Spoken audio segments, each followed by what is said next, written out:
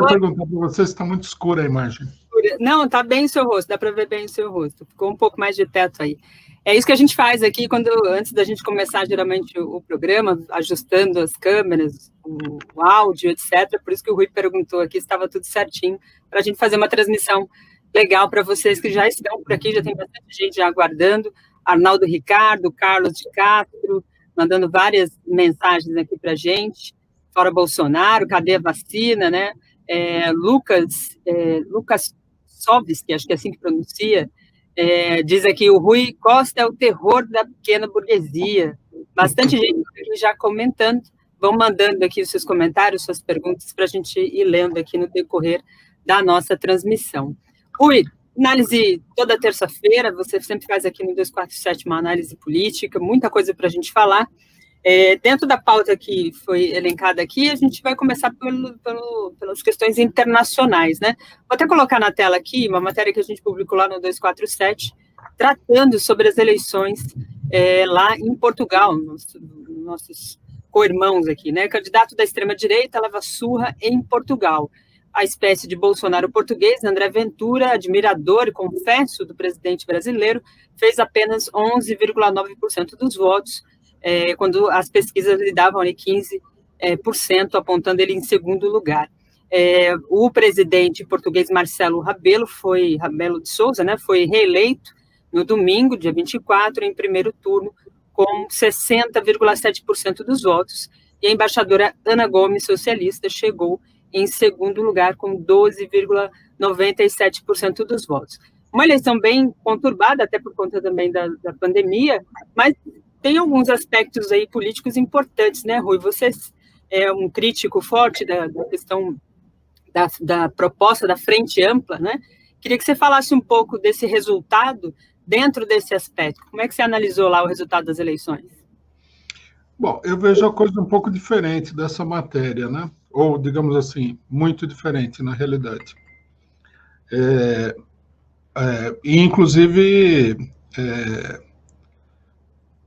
a opinião que eu tenho é a opinião da maior parte da imprensa portuguesa.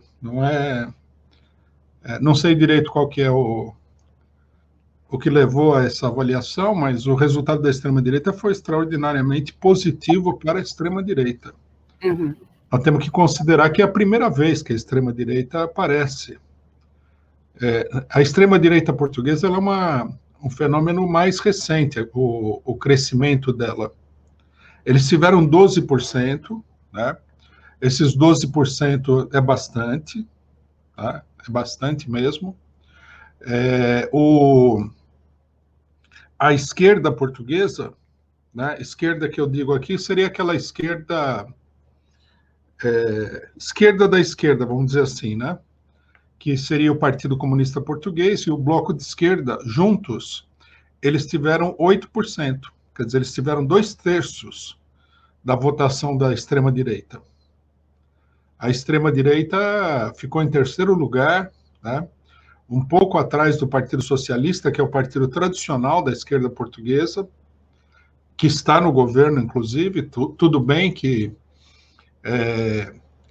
o candidato presidencial que ganhou é o típico candidato da Frente Ampla, né? Ele era do PSD, partido de direita, e ele se tornou independente e ele é apoiado pelo PSB, né?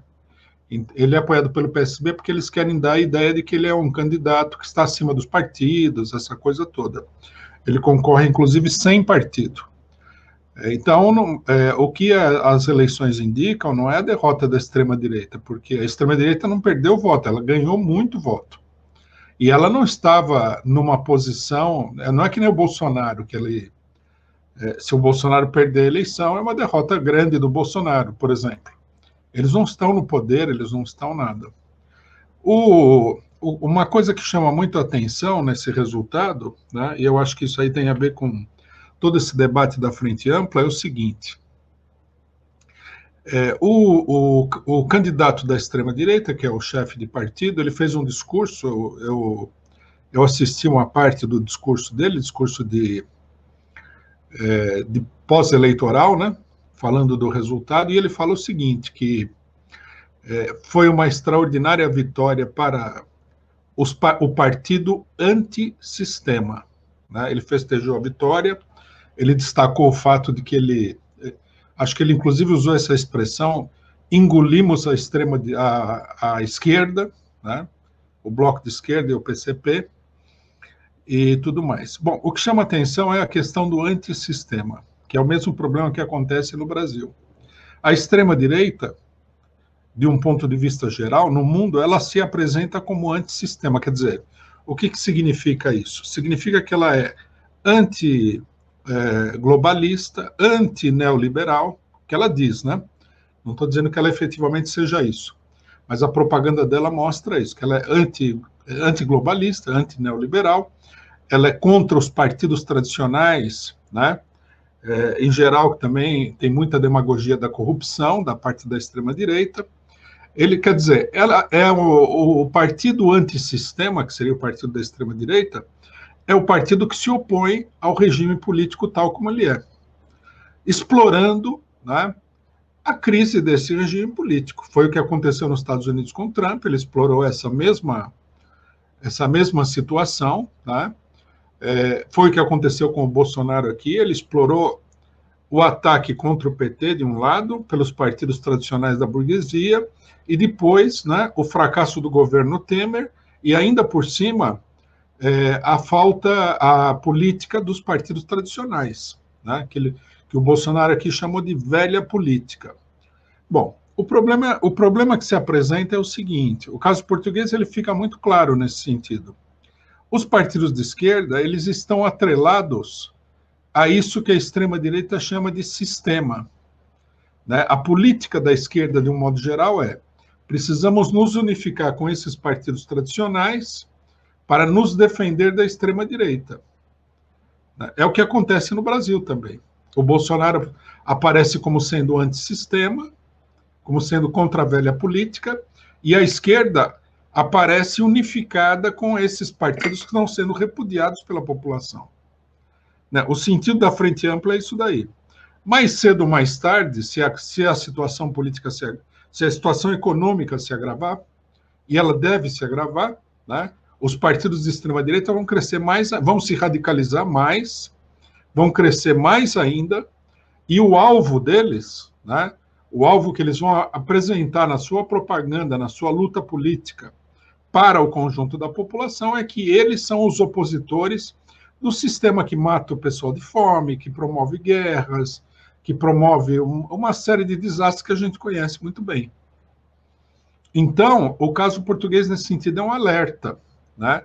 Não há derrota do partido de extrema-direita, pelo contrário, foi uma vitória desse partido. O partido está crescendo aceleradamente e ele ocupa, né, ele está ocupando o papel que deveria ser de uma esquerda coerente, que é o papel de ser contra o sistema, de ser contra o regime político, de fome, de desgraça, o regime político dos banqueiros, dos grandes capitalistas.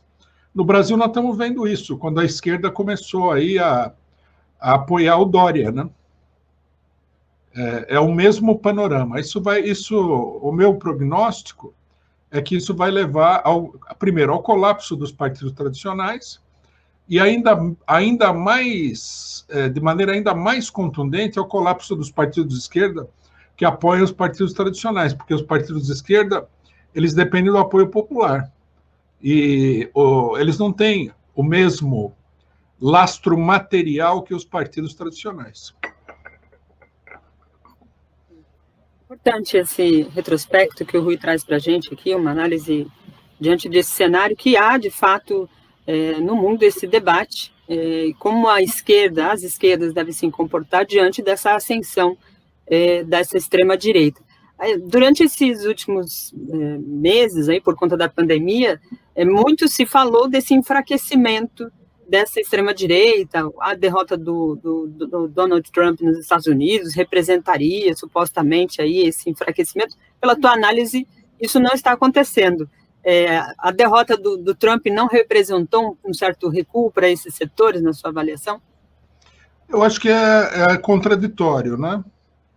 Eu acho que a derrota do Trump, sim, ela afeta um pouco isso daí, apesar de que o Trump não era o homem que aparecia liderando, né, toda essa iniciativa. Há outras figuras, principalmente na Europa. O Trump é uma liderança nos Estados Unidos, mas na Europa há outras figuras e tudo mais. Sem dúvida debilita, né? Agora, por outro lado, né, existe uma tendência objetiva que vai além de uma derrota eleitoral, que faz com que a extrema-direita se desenvolva. Por exemplo, a situação portuguesa é um sinal de alerta, né? Os 12% do Chega, do partido de extrema-direita, é um sinal de alerta. Na Espanha, nós estamos assistindo também um crescimento acelerado do Vox e uma crise cada vez maior da coligação, que é uma frente ampla, né? O pessoal fala de frente ampla. Na Espanha, nós temos uma espécie de frente ampla, que é o Partido Socialista e o Podemos fazendo governo junto e são apoiados até pelos partidos conservadores. Aí a crise é muito grande. Quer dizer, não há uma tendência ao arrefecimento. Por quê? Porque a extrema-direita não é um fenômeno artificial e nem um fenômeno de tipo eleitoral. Ela é um fenômeno que tem a ver com uma crise econômica e política muito profunda. Então, isso aí não vai passar desse jeito, né? Pelo contrário. E também, eu não vejo que os partidos tradicionais eles consigam se recuperar porque eles vão manter a mesma política neoliberal. A gente vê o Macron na França, que seria o homem que salvaria a França da extrema-direita, a política dele é muito repudiada. A crise é muito grande do Macron. Tanto que o Macron está buscando, o Macron já ele sinalizou uma tentativa de acordo com a própria extrema-direita. Então, nós temos que acompanhar. E o crescimento da extrema-direita nesses países empurra o conjunto dos partidos para a direita também. Rui, tem uma pergunta aqui, vou aproveitar, do Luiz Cláudio. Ele diz: Rui, no geral, o povo quer uma mudança grande do sistema atual, mesmo sem saber, coloca aqui o Luiz Cláudio. Eu endosso essa pergunta dele, encaixando aqui talvez uma análise desse sistema capitalista que está deteriorado, e essas situações políticas também é resultado dessa deterioração do sistema capitalista. Você concorda? Concordo absolutamente. É exatamente isso que está acontecendo. O capitalismo está em crise, é uma crise crônica, né? A crise econômica, a crise capitalista é uma crise histórica, ela é um fenômeno de outras características, né? Mas que influi sobre a crise atual. A crise atual é uma crise crônica, desde 2008, veja que nós estamos em 2021, são 13 anos, não houve uma recuperação palpável da economia mundial. Isso daí levou mais ainda, né? O que precedeu a crise de 2008 foi uma duríssima política neoliberal que destruiu uma boa parte da economia mundial. Então você tem um longo período de destruição da economia. Quando eu digo destruição da economia, eu estou falando de fechamento de fábricas, de fechamento de eliminação de postos de trabalho, coisas dessa natureza, né? O Brasil, por exemplo, perdeu coisa de 30% do seu parque industrial nesse período. É uma destruição econômica, efetivamente. Então, quer dizer, depois da destruição econômica, vem o período de crise econômica crônica. Isso daí é o que está na base do crescimento da extrema-direita, né? O fato de que a classe operária mundial, né, ela está semi-paralisada pela própria política de destruição econômica e tudo mais, facilita que a extrema-direita cresça, né, em lugar da esquerda. Essa é uma coisa natural. A esquerda proletária, os sindicatos, ou a esquerda, que mesmo não sendo proletária, é relativamente ligada à classe operária, enfrenta uma série de dificuldades. Então, isso aí é um outro fato que nós temos aí. Agora, o que acontece no fundamental? A direita, ela se coloca como eu sou contra tudo isso que está aí, que é uma desgraça mesmo. Né? Por exemplo, muita gente não entende, mas o Trump, por exemplo, ele teve uma política de criação de empregos, fazendo um apelo à classe operária desempregada dos Estados Unidos, a classe operária industrial. Enquanto que os outros, né, os ditos democratas norte-americanos, eles têm uma política de verdadeira liquidação econômica. Isso aí acontece em todos os lugares. Então, ao aparecer como sendo antissistema contra tudo isso daí, que é uma desgraça e tudo mais, a direita, num certo sentido, vai ocupando o papel que deveria ser da esquerda, que a esquerda deveria ser antissistema, enquanto que a esquerda, cada vez mais, se inclina à direita, né? Apoiando, inclusive, elementos de direita. Por exemplo, não é que eles apoiam elementos democratas. O Macron, na França, é uma personagem ambígua, assim, pela sua história. Do ponto de vista prático, ele é um homem de direita, ele é um homem dos banqueiros e tudo mais. Mas ele é oriundo do Partido Socialista, então ele é uma figura confusa e tudo mais. Mas a Merkel, nos Estados Unidos, na Alemanha, a Merkel é do Partido Conservador, né? Ela é uma figura do Partido Conservador, da direita tradicional alemã. Então, quer dizer, ao apoiar todas essas figuras, a esquerda está, como é que se diz, está se agarrando aí a um abraço de afogados, né? A esquerda está se abraçando aí com o setor que está se afogando. No final das contas, é óbvio, se a extrema-direita crescer muito, e ela tende a crescer, né? Essas manobras e tudo mais que tem aí nos Estados Unidos, o negócio do fechamento da conta do Trump, impeachment do Trump, impeachment pós presidência e tal, tudo isso daí dificulta um pouco a vida da extrema-direita. Mas, no final das contas, se a extrema-direita crescer muito, e é uma tendência mundial, na ausência de uma luta política decidida, a burguesia vai acabar se abraçando, vai acabar adotando, né, a extrema-direita como sendo a sua força principal. Por isso também que a Frente Ampla é uma política equivocada. A Frente Ampla, ela não é uma muralha contra a extrema-direita, porque os integrantes da Frente Ampla, da direita, da burguesia, eles são, potencialmente, eles são pró-extrema-direita, né? O pessoal, veja no Brasil que nós chegamos numa situação grotesca, o pessoal apoia o Dória, mas o Dória, o pessoal se esqueceu que o Dória foi eleito governador com o título de Bolsodória, que ele apoiou entusiasticamente o Bolsonaro para o governo. Quer dizer, na hora H, essa gente vai apoiar a extrema-direita. Então, a aliança com eles é uma aliança que não tem futuro, não pode dar certo, né? Esse é o problema que está sendo colocado, nós temos colocado insistentemente, mas a esquerda, no desespero de causa, que eu acho que é um desespero de causa, se abraça aí com o Dória, né? E sem falar que o Dória também é quase um Bolsonaro, né? Se é que ele não é pior que o Bolsonaro. A gente não teve oportunidade ainda de ver o homem desabrochar completamente, né? Tem aqui um comentário da Elizabeth, DCS9. Rui, podemos falar de efeito Biden na burguesia mundialmente? Você falou um pouco, de certo modo, desses aspectos da diferença entre Europa e Estados Unidos. O Biden já entrou no governo, já está botando suas mangas de fora e tem lá algumas medidas bastante controversas. Você concorda aqui com a Elizabeth? Esse efeito Biden? Eu acho que sim. Só que eu acho importante destacar o seguinte, né?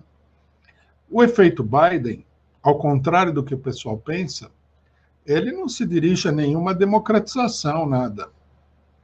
Eu acho que a esquerda norte-americana, e no Brasil teve gente que falou que tinha que apoiar o Biden e tal, ou deposita esperanças no Biden, o pessoal caiu numa arapuca, né? O que está acontecendo, na verdade, é que nos Estados Unidos nós temos um governo de direita, bem direitista, que foi apoiado pela esquerda. É isso que está acontecendo em escala internacional, né? Quer dizer, vamos entregar o governo para os setores direitistas, para não deixar os ultradireitistas tomarem o governo. Só pela formulação da coisa, a gente já vê que isso aí é um beco sem saída, né?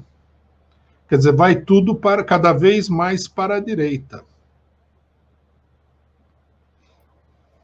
Rui, tem aqui um comentário, um superchat que chegou aqui, do Guilherme Valduga.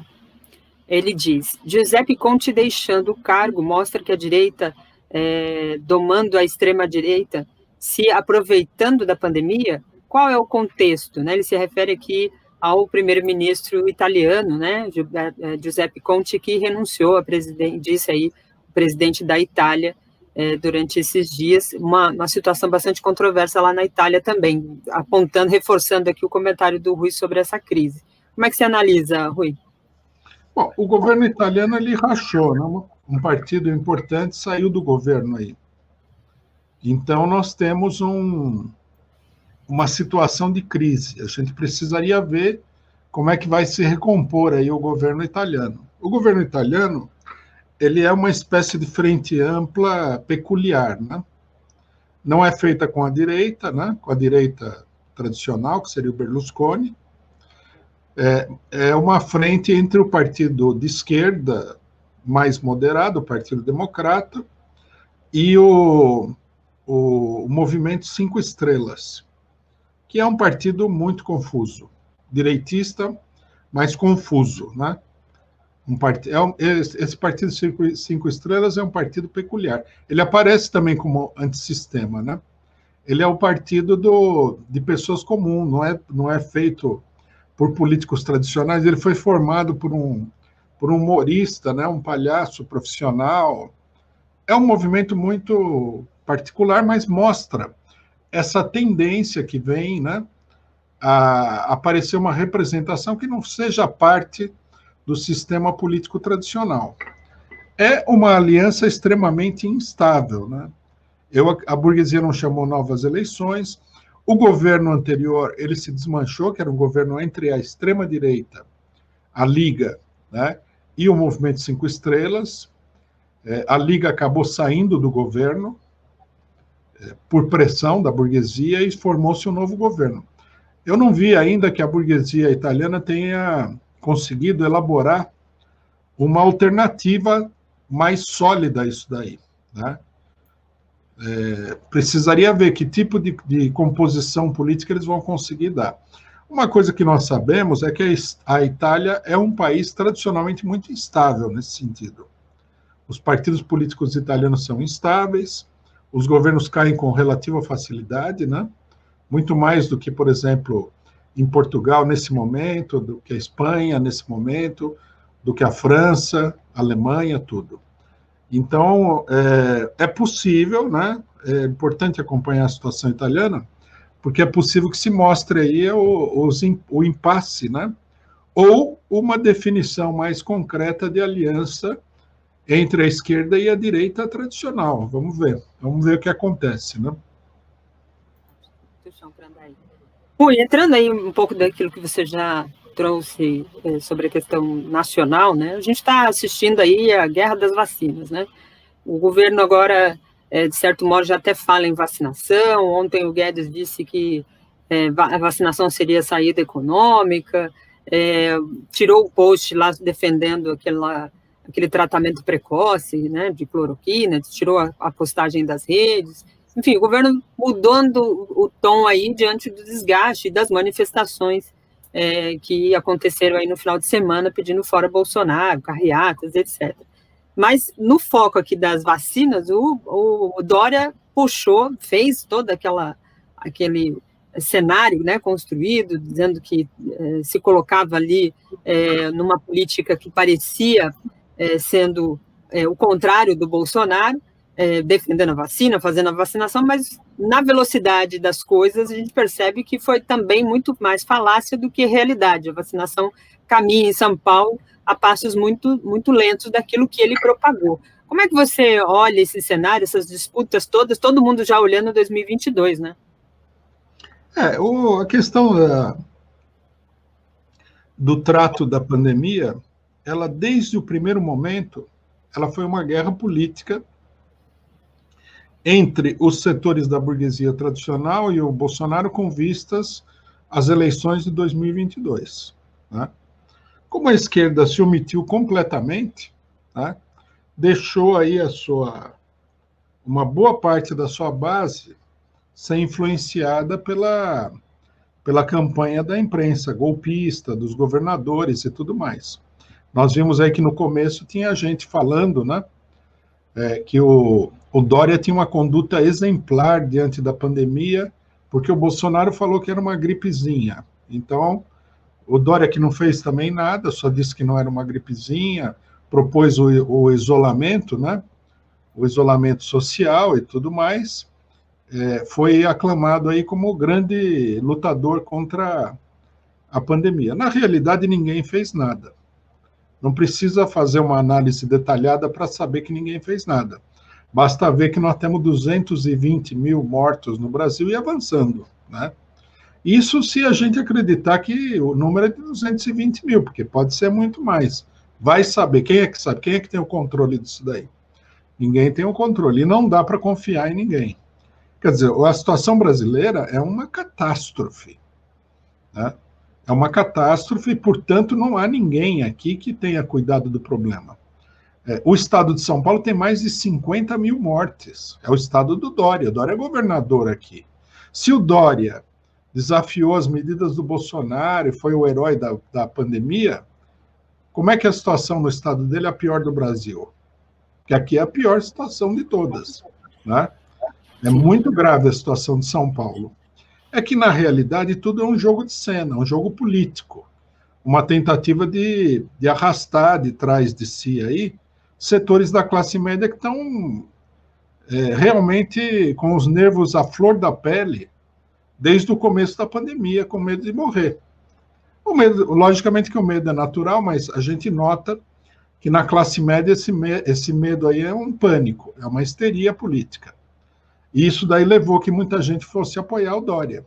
É todo um jogo, né? O Dória não fez nada, absolutamente nada. E agora, né, depois de um ano sem fazer nada, a gente vê o Dória aparecer aí como o homem que trouxe a vacina para o Brasil. Uma coisa que é curiosa nesse negócio é que ele não tem nenhuma vacina até agora.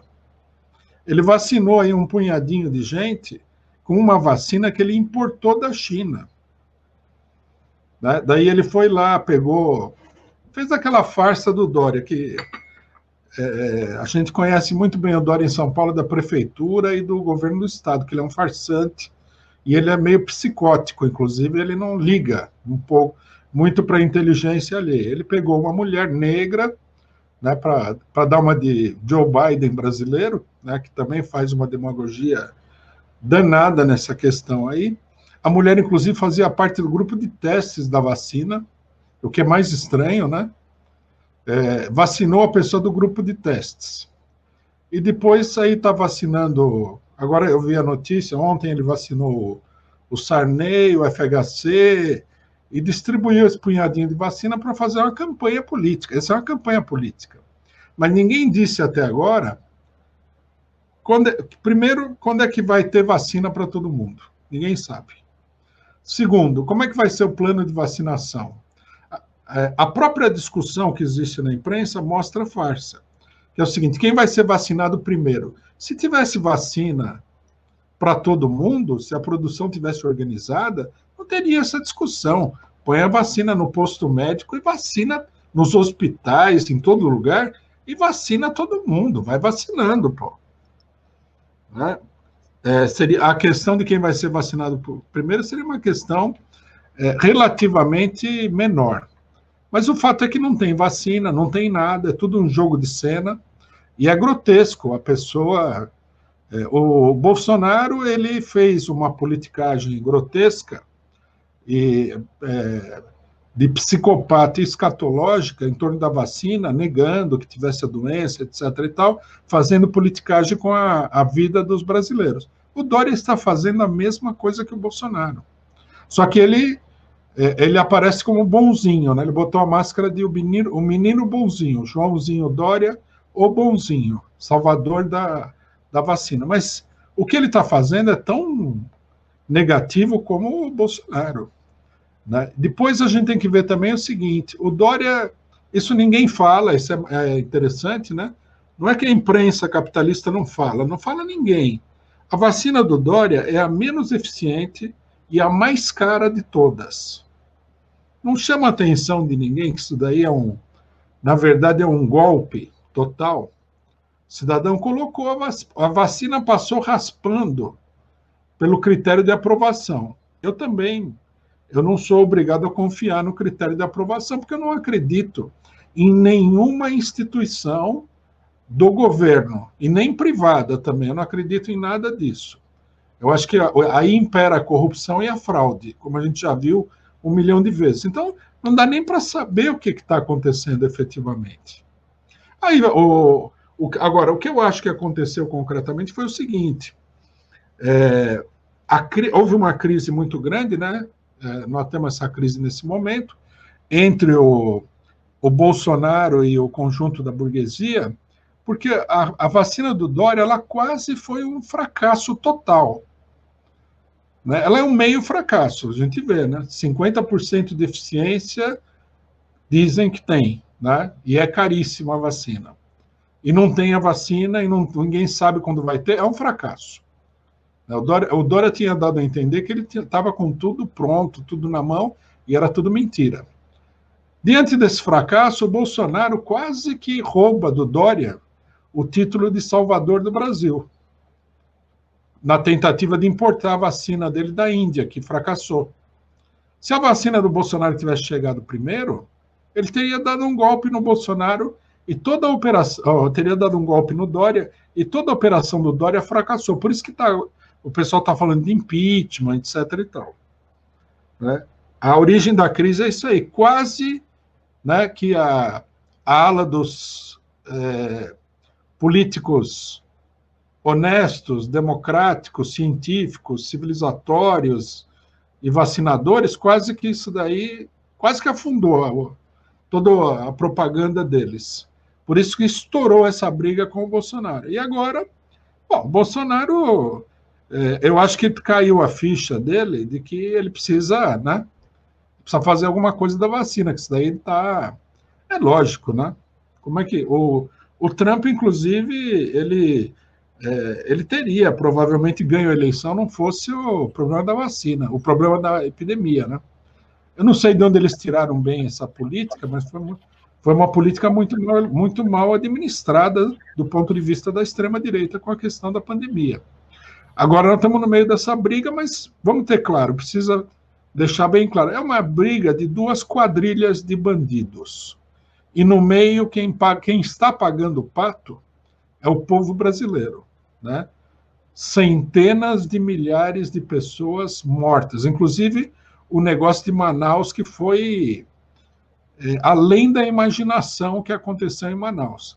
Todo mundo culpa o Bolsonaro, e eu também culpo o Bolsonaro, mas eu gostaria de colocar no mesmo banco dos réus os partidos políticos que dirigem, né, a cidade de Manaus e o estado do Amazonas. Não tem, nessa briga de quadrilhas, não tem quadrilha do bem e quadrilha do mal. Todo mundo é do mal aí. Isso que eu acho que é importante. Por isso, a questão de... vai ser todo esse rolo, toda essa confusão, está servindo para tentar colocar o Dória como alternativa ao Bolsonaro. É capaz que tenha gente dentro dos próprios partidos da esquerda brasileira que vão falar que é melhor votar no Dória para não perder para o Bolsonaro. Mas isso eu já acho que é mais complicado de fazer. É mais difícil para convencer aqui também. Queria entrar aqui, alguns superchats foram enviados. Tem aqui o Vicente Jouclas. Papos de internet ajudam imediatamente o executivo e, a longo prazo, o legislativo. Estamos virando os melhores palpiteiros, diz aqui o Vicente Jouclas. O Heraldo Araújo também no superchat. Professor Rui, o que a esquerda deve fazer para ter força de comunicação a ponto de neutralizar os grandes meios? Pergunta aqui o Heraldo Araújo. Eu endosso aqui a pergunta do Heraldo, falando sobre essa questão da comunicação, justamente no final de semana entrou aí também, como você ressaltou nesse quadro político que você nos trouxe, entrou aí o MBL, o Vem Pra Rua, pedindo fora Bolsonaro também, né? Tem até um comentário aqui de uma internauta que eu separei aqui, a Daisy, deixa eu ver se a Daisy, ela também no superchat, ela diz, boa tarde, Rui, por que a esquerda pequeno-burguesa só agora chama fora o Bolsonaro? O PCO já chama fora Bolsonaro desde a posse do impostor. Lembra aqui a Daisy também no superchat, Rui. Bom, aqui nós temos um conjunto de questões que são muito importantes, né? A primeira delas, sobre a comunicação, é o seguinte: eu acho que a esquerda acaba de dar um tiro no próprio peito aí, ao aprovar o que aconteceu nos Estados Unidos com o Trump. Porque o pessoal vive de notícia de jornal, e eu acho que a maioria do pessoal vive de notícia de jornais brasileiros, o que é a mesma coisa que você, sei lá, não ser informado de nada, porque isso daí é tudo mentira em cima de mentira. Nos Estados Unidos, né, vamos contar um pouco uma historinha, se você me permite, que eu acho que é importante. Uma das grandes novidades do ascenso da extrema-direita foi que a extrema-direita ela teve a presença de espírito de utilizar as redes sociais contra a imprensa estabelecida, os canais de televisão, de rádio, jornais, etc. e tal, que dominam a opinião pública, sempre dominam há décadas, né, a opinião pública. Então, a extrema-direita ela começou a trabalhar na internet. Ela começou a voltar à internet contra esses meios, porque é o negócio da extrema-direita, né, que ela é antissistema. Ela é antissistema porque ela não faz parte desse condomínio político que controla os meios de comunicação tradicionais. Então, eles criaram aí sites, logicamente que eles foram financiados, é uma parte da burguesia que financia a extrema-direita. Mas eles usaram com bastante habilidade esses meios aí, voltaram esses meios contra os meios tradicionais. A gente vê que, nesse momento, tem uma crise dos grandes jornais e tudo mais, enquanto que a internet sobe. Bom, o Trump, só para a gente ter uma ideia, ele tinha 87 milhões de seguidores no Twitter, uma arma de comunicação poderosa. Bom, o que aconteceu? Isso daí vem deixando a burguesia preocupada há muito tempo. Então, eles aproveitaram a crise com a extrema-direita para começar um expurgo nas redes sociais. E a esquerda está apoiando esse expurgo. Só que está apoiando o expurgo na ilusão, que é uma ilusão totalmente infantil, de que isso daí é uma coisa contra a extrema-direita. Não é verdade. Não se trata disso. É uma tentativa, né, dos meios tradicionais de recuperar o seu predomínio absoluto. Isso daí, para quem acompanha a imprensa norte-americana, a esquerda norte-americana e tudo mais, está absolutamente claro. Não foi o Trump só que foi excluído do Twitter. Eles excluíram um monte de gente, e eles estão excluindo todo mundo, sem critério nenhum. Eles receberam carta branca para fazer o que quiserem. Então, por exemplo, no Brasil não tem muito esse negócio, mas na Inglaterra, por exemplo, tem uma campanha muito grande contra a esquerda, do lobby israelense, que fala que a esquerda é antissemita, porque apoia os palestinos, né? Os líderes da esquerda do Partido Trabalhista, o Jeremy Corbyn, foi acusado disso daí. Então, o que acontece? Essas redes sociais começaram a cortar também a esquerda, né? Há a denúncia de que um partido de esquerda relativamente... não é um partido grande, mas é um partido tradicional da esquerda, o SWP britânico, teve as suas contas canceladas. Então, quer dizer, o meio de comunicação da esquerda seria esse daí, progredir através das redes sociais. Só que a esquerda, em vez de pedir que a rede social seja independente, tenha um controle, seja estatal ou seja controlada, tenha normas definidas, objetivas, etc. e tal, apoia a arbitrariedade dos bilionários que controlam essas redes. E os bilionários, por sua vez, eles têm um entrelaçamento muito grande com o próprio governo norte-americano. O Snowden já tinha denunciado isso daí. Então, eu acho que nós temos que observar, né? Nós temos que observar. O Edward Snowden falou uma coisa que eu estou observando. Eu tendo a concordar com ele, mas eu acho que a gente teria que ver bem a situação. Ele falou o seguinte: essa medida contra o Trump é o ponto de inflexão no controle das redes sociais. Ele usou a expressão em inglês turning point, né? Quer dizer, o ponto da virada, o ponto de inflexão.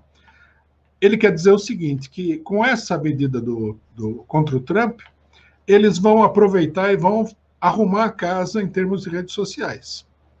E ninguém mais vai ter condição de ter um órgão importante que desafie o sistema. Né? A direita vai ser a última tentativa. Bom, eu tendo a concordar com ele, porque eu acho que essa é a intenção. Agora, eu não tenho certeza se eles vão efetivamente conseguir fazer isso daí, né? Então, do ponto de vista da comunicação, tem que acompanhar isso.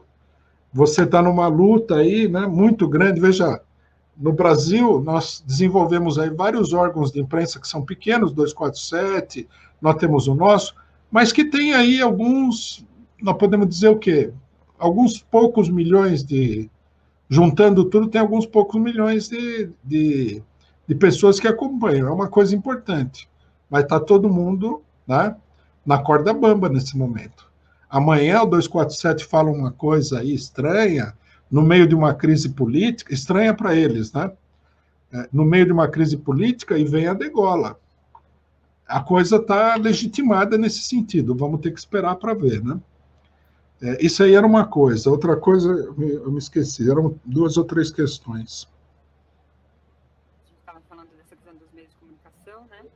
E também sobre a questão do Fora Bolsonaro. O Fora Bolsonaro. Eu acho que a gente tem que aprender, tem que tirar conclusões dos fatos reais, das coisas que acontecem, né? A esquerda não quer o Fora Bolsonaro, nunca quis, né? Nós tivemos um debate aí no 247, deve fazer uns meses aí, eu com o Breno Altman, ele explicando por que o Fora Bolsonaro não era adequado. Mas a esquerda, ela se lançou no Fora Bolsonaro em 2 oportunidades. 2 só. Quando houve a primeira crise com o Bolsonaro, que o Bolsonaro chamou o pessoal a sair à rua, já era a pandemia, no ano passado, começo do ano passado, acho que abril, por aí, né? E a burguesia, era a crise do Bolsonaro com o STF, os militares ameaçaram o STF e tudo mais. Aí a burguesia foi numa campanha e deu a entender que queria o Fora Bolsonaro. Aí a esquerda foi lá, apresentou impeachment, nós assinamos um pedido de impeachment, junto com o PT, o PCdoB, outros partidos de esquerda e tudo mais. Mas ninguém saiu na rua. Rapidamente a burguesia começou a dar sinais na imprensa, dizendo que não é o momento de tirar o Bolsonaro. O Rodrigo Maia arquivou aí os processos, arquivou não, né? Ele sentou em cima dos processos de impeachment e ficou tudo por isso mesmo. Agora houve uma crise do Bolsonaro com a burguesia na questão da vacina. Aí a burguesia fica ameaçadora, fala em impeachment, que o Bolsonaro é genocida, etc. e tal. Mas a gente lendo a imprensa burguesa, não é nada que diga que eles querem retirar o Bolsonaro. Aí a esquerda sai muito animada para a rua, né? Para a rua não, porque a esquerda, não sei, esqueceu que a luta política se faz na rua. Mas, enfim, fazem carreata, que é um método muito ineficiente de protesto. Mas eu acho que essas carreatas vão durar enquanto durar a ilusão de que a burguesia vai mesmo para o impeachment do Bolsonaro. A hora que a burguesia demonstrar que não vai, o pessoal vai sair da rua de novo e vamos para 2022. Quer dizer, a esquerda, ela está totalmente a reboque dos partidos tradicionais da burguesia, né? A gente viu isso daí na votação das mesas do Congresso Nacional, da Câmara e do Senado, e nós vimos isso daí na questão da vacina. O pessoal elogia o Dória, que é uma coisa inacreditável, e agora só fala fora Bolsonaro quando a burguesia ameaça de entrar com impeachment, que pode acontecer de ter o impeachment, mas eu acho que não é o mais provável, é uma arma da burguesia para pressionar o Bolsonaro para conseguir alguma coisa. Nesse caso, colocou o Bolsonaro na defensiva diante da campanha do Dória. E agora, né, devido a essa política confusa e meio maluca, na minha opinião, nós estamos aí visivelmente caminhando para Dória 2022. Ninguém fala do Lula, da questão do Lula. Perderam tempo elogiando Dória. Eu acho que o pessoal está muito longe perdeu muito rumo, se extraviou muito do caminho que eles deveriam estar tomando.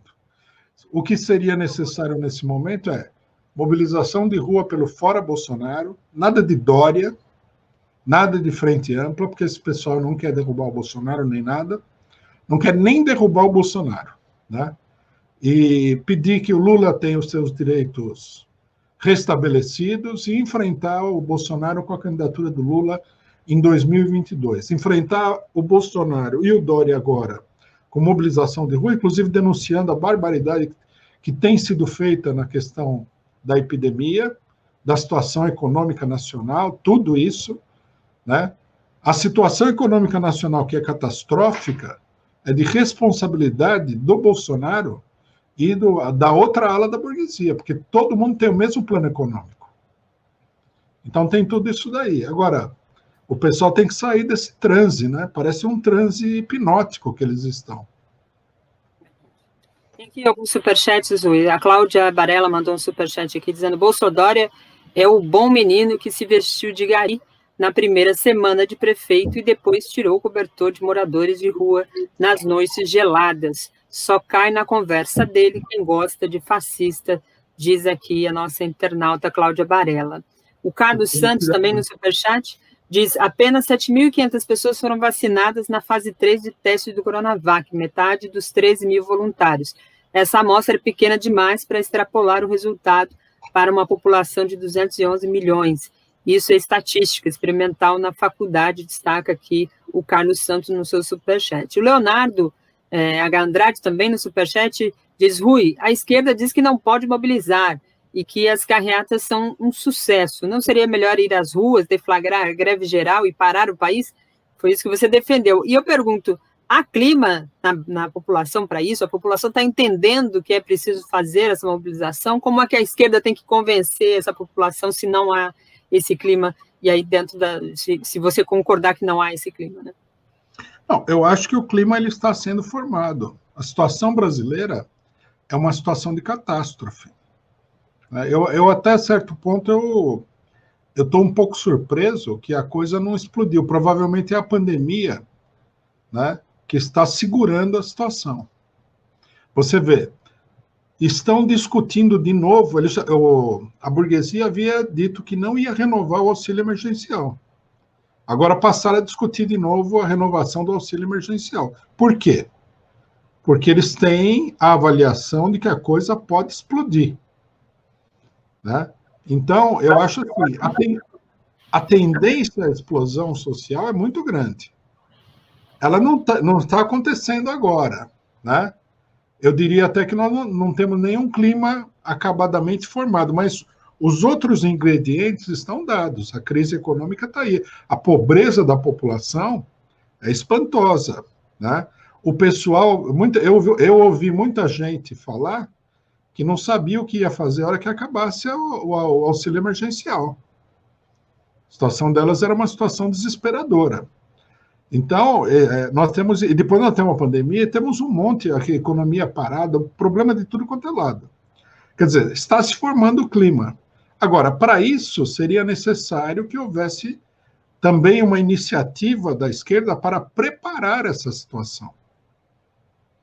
Porque se não houver uma iniciativa, quem vai levar a liderança nisso tudo vai acabar sendo a burguesia. E a burguesia, a gente conhece a burguesia brasileira, ela não é tonta. Nós podemos detestar a burguesia brasileira. Individualmente, eu acho que, inclusive, a maioria das pessoas são pessoas desprezíveis. Agora, ela age como ela tem uma tradição política, ela age como um corpo, né? Com uma certa sabedoria política.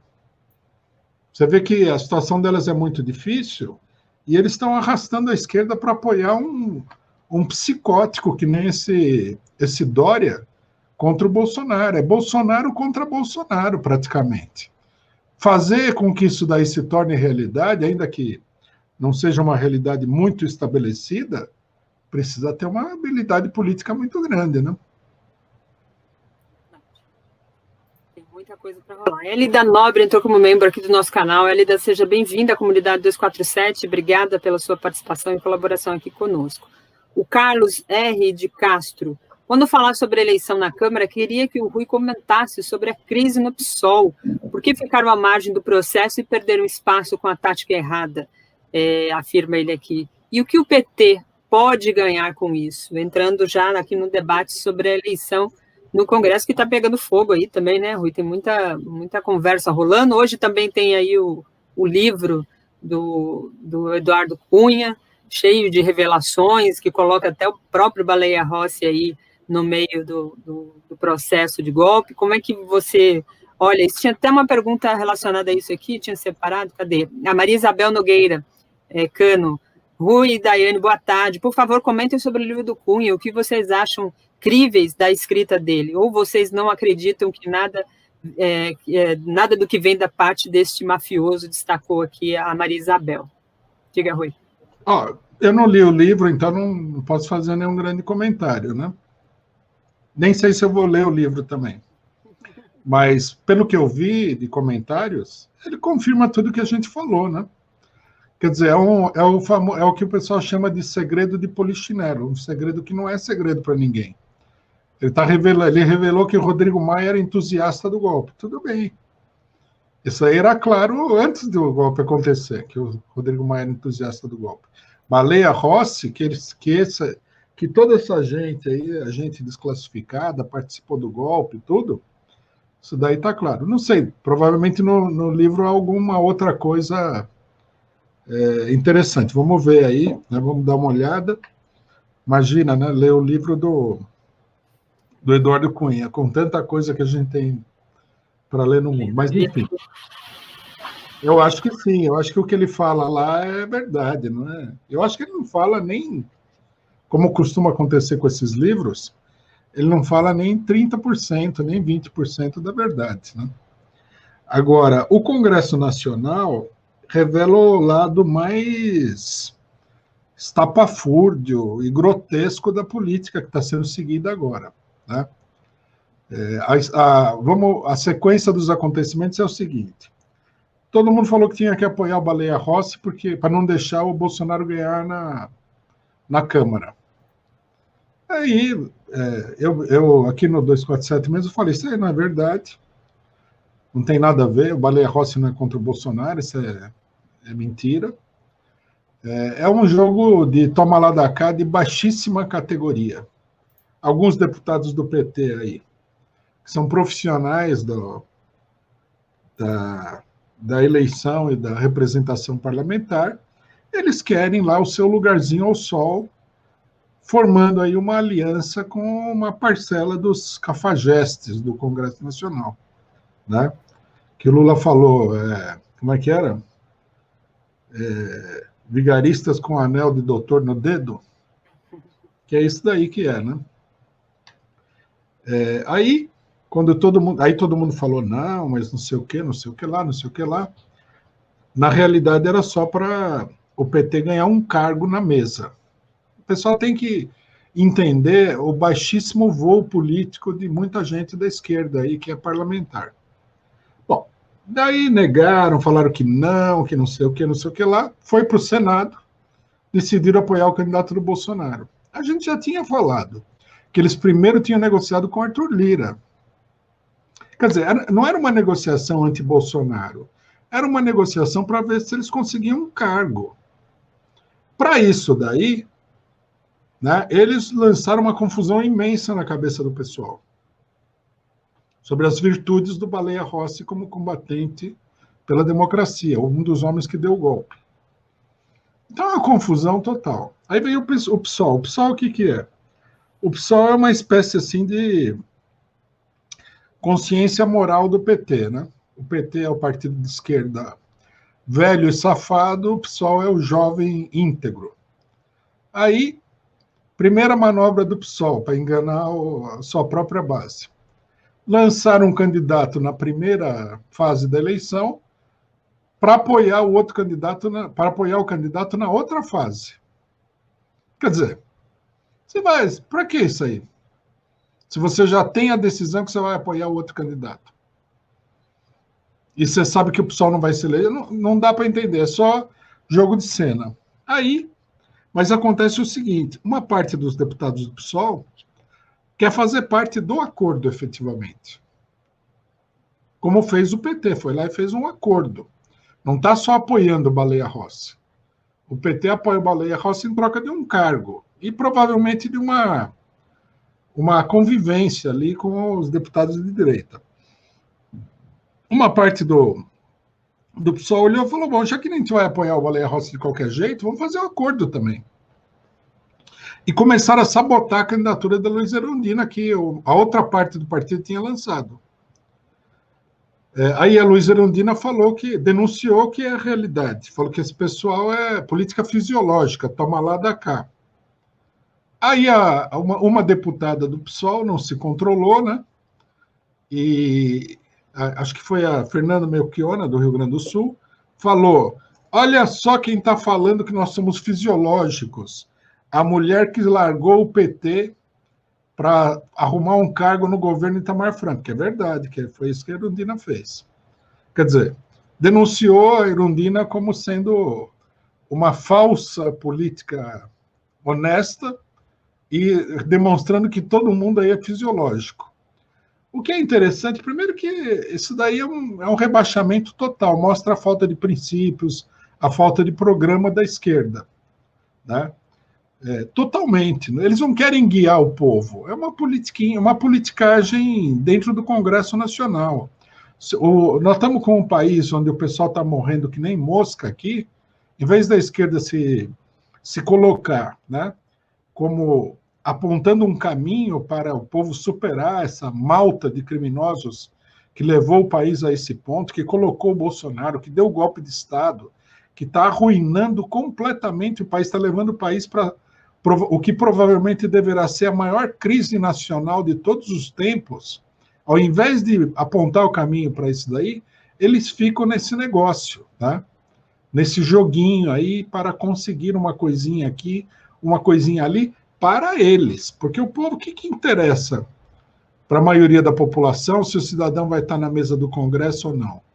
A função do deputado não é ficar lá pedindo esmola para a direita, que é a esmagadora maioria no Congresso. É esclarecer a população e tudo mais, né? E depois essa baixaria do PSOL, né? A Luísa Erundina, na eleição, era apontada assim, parecia uma santa. Eu, num determinado momento, eu comecei a acreditar que ela era santa, que ela tinha sido canonizada pelo Vaticano. Aí, da noite para o dia, ela passa de ser santa a ser uma meretriz política que troca os seus ideais por cargos, etc. e tal. É o fim da picada, vamos falar o que é verdade.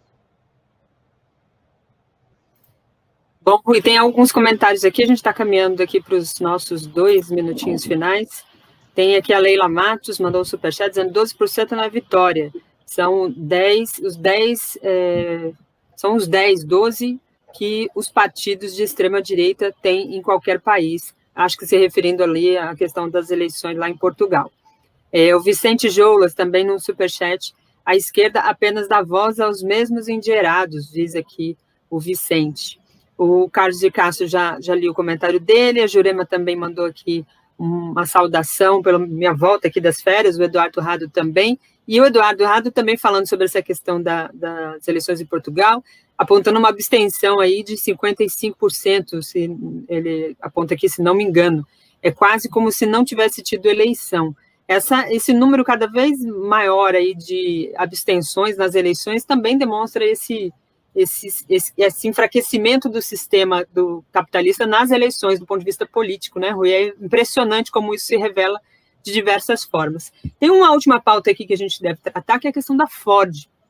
Você bem que apontou aí um pouco durante o programa dessa desindustrialização que o país enfrenta. Queria que você falasse um pouco da Ford, já pegando um gancho com o sindicalismo, né? O movimento sindical também enfrenta uma crise diante dessa situação toda de desemprego, uma crise estrutural também das suas organizações, e neste momento seria muito importante um movimento sindical forte, organizado, coeso dentro dessas situações todas, né? O papel da classe trabalhadora nesses cenários sempre é o de linha de frente, é de trazer o trabalhador, a classe trabalhadora para a luta, né? Como é que você analisa essas situações todas, tanto da questão da saída da Ford e também aí do movimento sindical? Bom, rapidamente, que nós temos pouco tempo, só os 12% da direita ela conquistou agora. Essa direita está aí há algum tempo, não tinha 12%. Ela conseguiu agora esses 12%. É um crescimento muito grande e é, sim, uma vitória política da direita. Não adianta tapar o sol com a peneira. A gente pode não gostar que a direita tenha 12%, mas ignorar não é uma boa política. Com relação à Ford, isso aqui mostra, né? A Ford saiu do Brasil por motivos que dizem respeito à própria Ford. As grandes montadoras norte-americanas estão numa situação difícil, estão racionalizando a produção, abandonaram o Brasil, deixaram muitos trabalhadores na rua da amargura, depois de, durante 100 anos, receber muito dinheiro do governo, né? O povo brasileiro pagou aí, em boa parte, os lucros da Ford no Brasil. Isso aí mostra, né, que essa política das multinacionais, de não ter empresas nacionais, vai levar o Brasil a uma situação de indigência econômica total. Porque não é só a Ford que está fechando. Outras multinacionais estão fechando. À medida que elas percebam, né, que o mercado mundial encolheu, que elas podem... que a tecnologia favorece uma concentração das empresas, elas vão fechando aí os postos de trabalho. Precisaria ter, logicamente, o governo precisaria ter uma política de incentivo a uma formação de indústrias nacionais. O Brasil sempre foi proibido de ter indústria de automóvel nacional. As multinacionais forçaram o governo brasileiro a privatizar empresas, né, brasileiras que atuavam nesse setor. Então, ou nós revertemos isso daí, né, e poderia se começar por o governo poderia encampar a Ford e botar ela para funcionar, produzir carros nacionais e tudo mais, e manter os empregos, seria obrigação de qualquer governo. Eu acho que os sindicatos deveriam reivindicar isso daí, os trabalhadores deveriam ocupar as instalações da Ford e tudo, e criar uma comoção. Infelizmente, não está acontecendo nada disso, né? Eu acho que ainda vai precisar mais catástrofe para o pessoal despertar e os trabalhadores conseguirem reagir, né? Porque os trabalhadores tentam reagir, mas não conseguem porque a política das direções é muito negativa. Tem que o último superchat da Tema, ou Tema, não sei. Baleia Rossi cuspiu na cara da esquerda ontem no Roda Viva. Não é à toa que o Baleia é um dos protagonistas do livro Tchau, Querida, e do Eduardo Cunha. Brincou aqui o nosso internauta Tema no seu superchat. Tem mais um que chegou aqui agora na saída, depois o pessoal reclama que eu não leio, né? A Leila Matos também, não concordo com as suas análises. É um direito de todos, né, Rui? Não concordar. Não é o dono da verdade, ninguém é, né? A gente coloca aqui as opiniões, o Rui sempre está aqui colaborando conosco, trazendo aqui o debate. A importância de ter opiniões é justamente essa, promover o debate, cada um tem o espaço aqui de colocar as suas análises, suas avaliações. Rui, muito obrigada pela sua participação aqui conosco, mais uma vez, boa semana, boa luta aí neste país que tanto precisa de lutadores para poder mudar esse cenário tão difícil para o nosso povo. Obrigada, Rui. Obrigado, até terça que vem. Até terça. Tchau, gente. Obrigada, daqui a pouco eu estou lá no Boa Noite 247. Beijo, tchau, tchau.